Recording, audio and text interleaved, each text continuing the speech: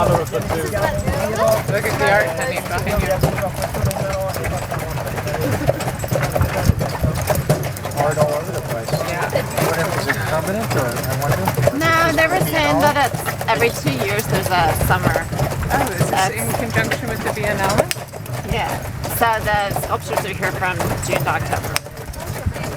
The Biennale. The Biennale. Yeah. The Biennale. This morning is not so clear. I don't get the mouth thing. And they're turning sideways. It must be the bit. Oh, yeah. It looks like the talking horse. Who was that? Ed, the talking horse?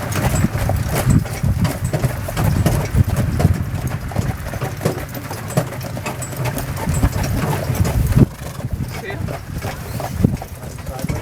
Well, the one is around. At the back, one on the left is Visa and is a steel format sign.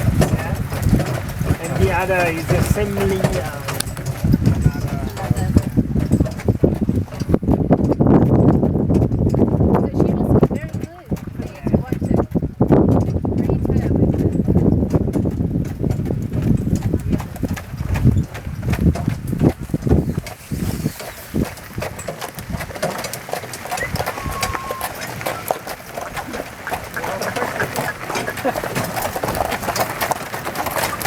There, Martin.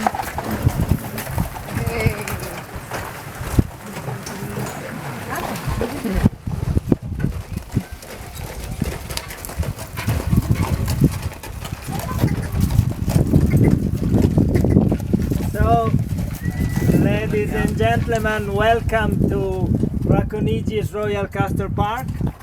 A park that is about 445 acres large.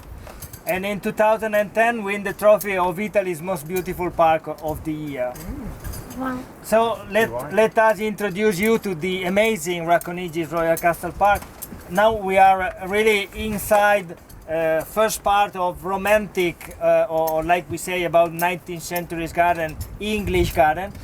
And was Princess Josephine of Lorraine-Armagnac, who lives in Racconigi's second half of the 18th century. Firstly, disposed the renovation of this part of the garden using technical of 19th century's garden. And in this area, Princess Josephine called at work in Racconigi's from Turin, famous architect Giacomo Pregliasco. Giacomo Pregliasco, before to be architect and gardener, he was a scenographer of Turin's Royal Theatre. And he makes in this area like they are used to do at the age. If you know the Petit Trianon of Marie Antoinette in Versailles, is like that. And a copy of a small middle-aged country village. Nobody lives here, it's only for fun.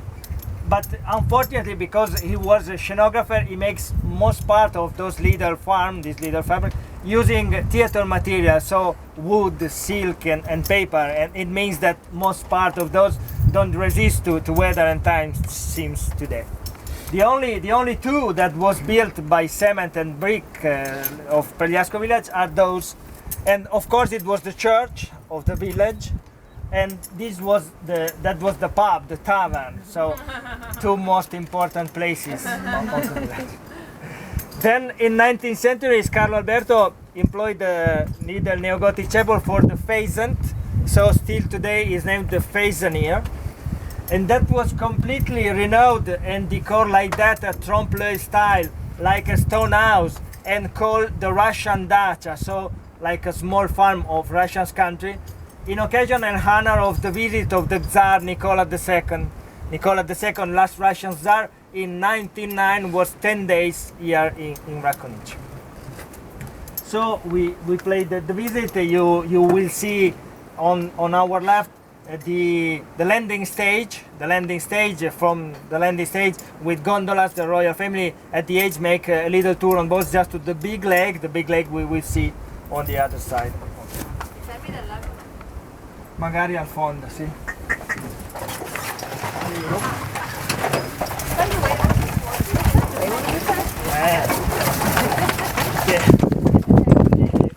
The name is Adelante.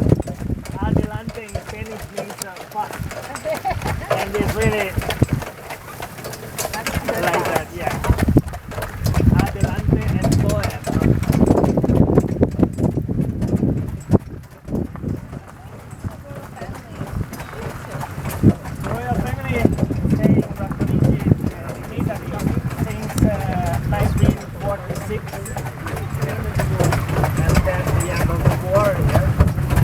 Then the Italian make the choice for the Republic because they leave Italy to Portugal.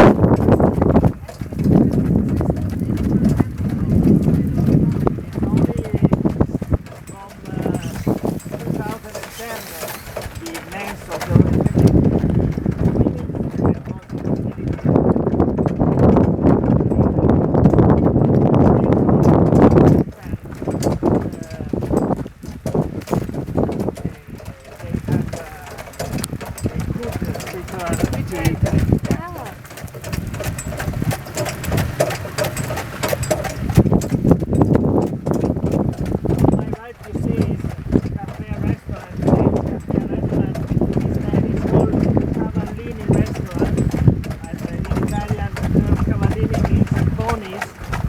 there were the ponies a table of Villa Prince and today is cafe restaurant.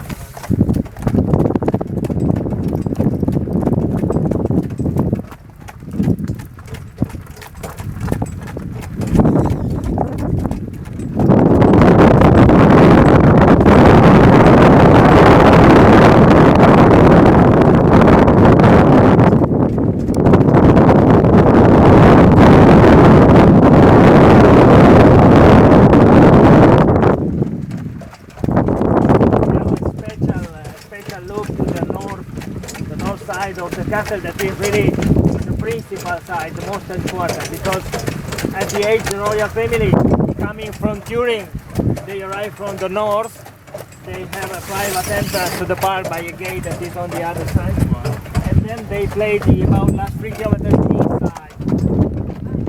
They come to the park and they arrive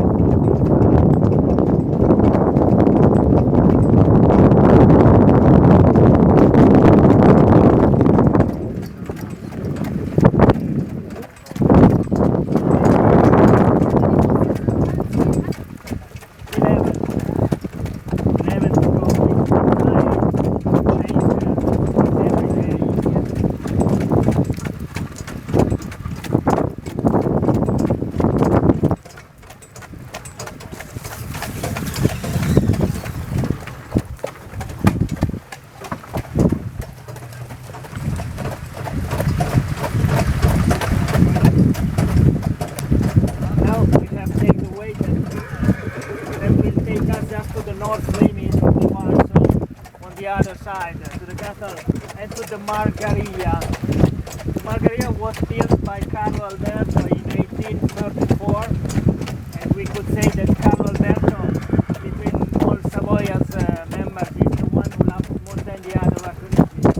So we used to say that Carlo Alberto's age, about first half of 19th century, for Racconigi is the most amazing period, because at the age of the royal family don't choose Racconigi just like an holiday house, but they usually come from Turin in spring and they leave Racconigi to Turin in autumn. So in spring and summer they usually live here.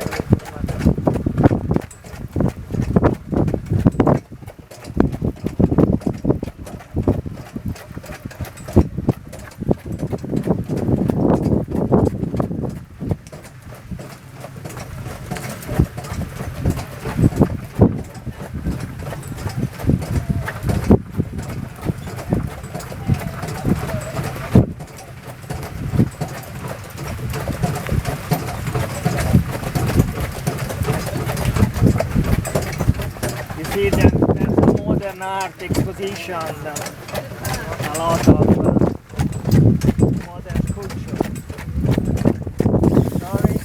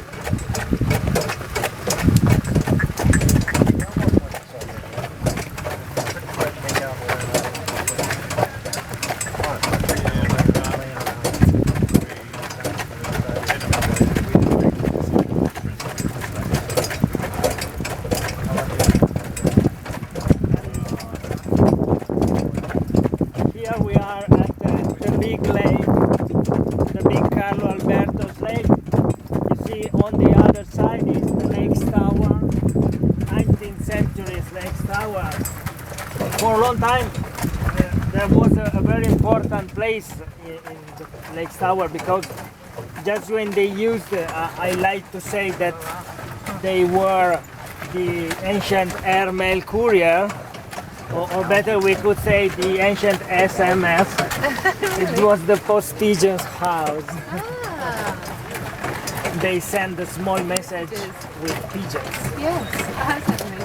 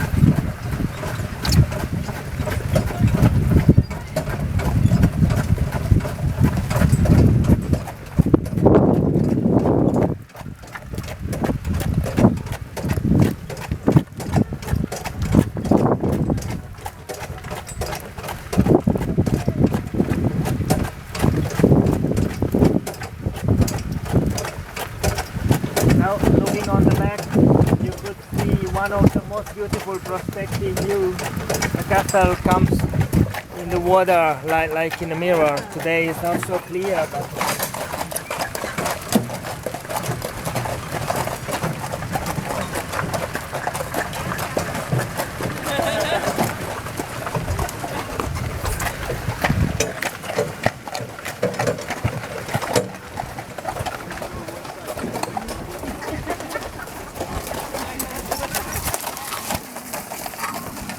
from there, looking on the back, you could see one of the most beautiful prospective view.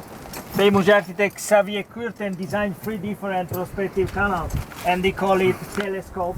Of course, one-eyed telescope. This is the central telescope, and from this telescope, the castle come in the water of the lake, like in the mirror. And now we are near to the north limit of the 18th century's garden. The 18th century garden is finished here, and now we're going to the 19th century's garden and to the Margheria. The Margheria was built by Carlo Alberto in 1834, and still in the name, in Piemontese dialect, the term Margheria, le Margaro, the Marghe was the farmer of the king, was the one who takes care of cow, and then with milk makes butter and cheese. So we understand that the Margheria was built to be the farm of the castle. But it's true, we will see in a few minutes, the Margheria don't seem just like a farm, or we like used to imagine a farm usually, because became soon the most lovely corner in the bar by the Queen. The Queen Marie-Thérèse Österreich-Habsburg was Carlo Alberto's wife, and when she was in Racconigi, she came every afternoon with the royal family to pass the afternoon in the country here at the Margheria. We will see in a few minutes.